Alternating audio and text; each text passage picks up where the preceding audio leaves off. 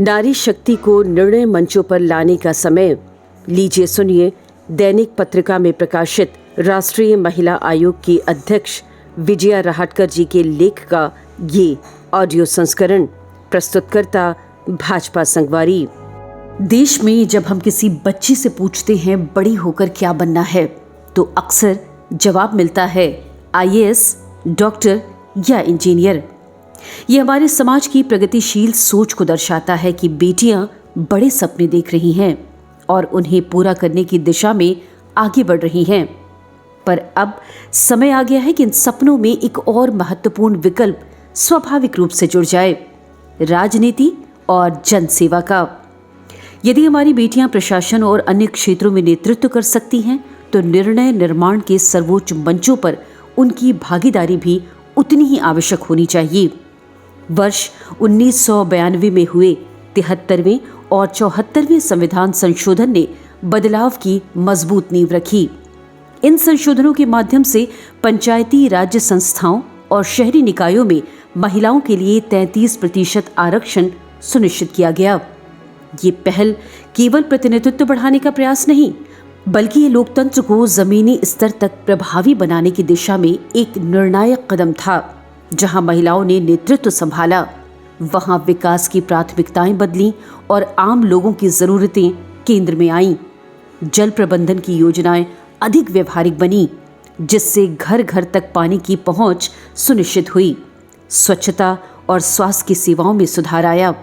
आंगनबाड़ी और स्कूलों की स्थिति बेहतर हुई और पोषण पर विशेष ध्यान दिया गया।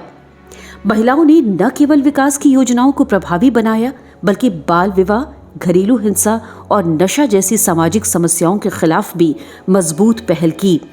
इसी आधार पर वर्ष 2023 में प्रधानमंत्री नरेंद्र मोदी के नेतृत्व में आया 106वां संविधान संशोधन नारी शक्ति वंदन अधिनियम एक ऐतिहासिक पहल के रूप में सामने आया।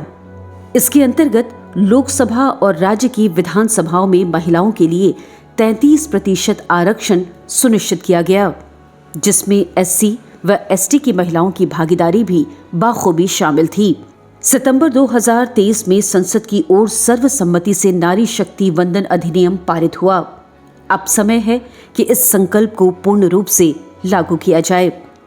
2029 के लोकसभा चुनाव और आने वाले विधानसभा चुनाव महिला आरक्षण के प्रावधानों के साथ आयोजित हों। यही इस ऐतिहासिक निर्णय की सच्ची सार्थकता होगी। आज नारी शक्ति वंदन अधिनियम के क्रियान्वयन की दिशा में देश अग्रसर है। इस कानून का प्रभाव केवल प्रतिनिधित्व तक सीमित नहीं रहेगा, बल्कि ये शासन की दिशा और गुणवत्ता दोनों को बदलेगा। जब महिलाएं संसद और विधानसभाओं में निर्णय लेंगी, तो नीतियां अधिक संतुलित और जमीनी जरूरतों के अनुरूप बनेंगी। सड़कों की सुरक्षा और उपयोगिता पर भी बाखूबी ध्यान दिया जाएगा। जल योजनाएं घर घर तक पहुंच सुनिश्चित करेंगी। स्वास्थ्य और शिक्षा सेवाएं अधिक सुलभ और प्रभावी बनेंगी और महिलाओं की सुरक्षा व सम्मान से जुड़े तमाम मुद्दों को प्राथमिकता मिलेगी। महिलाओं का प्रतिनिधित्व बढ़ेगा, जिससे लोकतंत्र अधिक संतुलित और समावेशी बनेगा। साथ ही नीति निर्माण की विविधताएं बढ़ेंगी। राजनीतिक दलों के भीतर भी महिलाओं की भागीदारी बढ़ेगी, जिससे लोकतंत्र और अधिक गहरा होगा। नारी शक्ति वंदन की विशेषता ये है कि इससे सभी क्षेत्रों की महिलाओं को अवसर मिलेगा और राजनीतिक भागीदारी कुछ सीमित क्षेत्रों तक केंद्रित नहीं रहेंगी। ये केवल एक कानून या व्यवस्था का प्रश्न नहीं, बल्कि भारत के भविष्य की दिशा तय करने का एक बड़ा विषय है। ये समय है कि उन्हें अवसर दें, मंच देने का और सबसे महत्वपूर्ण उन पर विश्वास करने का, क्योंकि जब नारी शक्ति आगे बढ़ती है तो केवल एक वर्ग नहीं, बल्कि पूरा राष्ट्र आगे बढ़ता है। नारी शक्ति को निर्णय मंचों पर लाने का समय। आप सुन रहे थे दैनिक पत्रिका में प्रकाशित राष्ट्रीय महिला आयोग की अध्यक्ष विजया रहाटकर जी के लेख का ये ऑडियो संस्करण। प्रस्तुतकर्ता थे भाजपा संगवारी।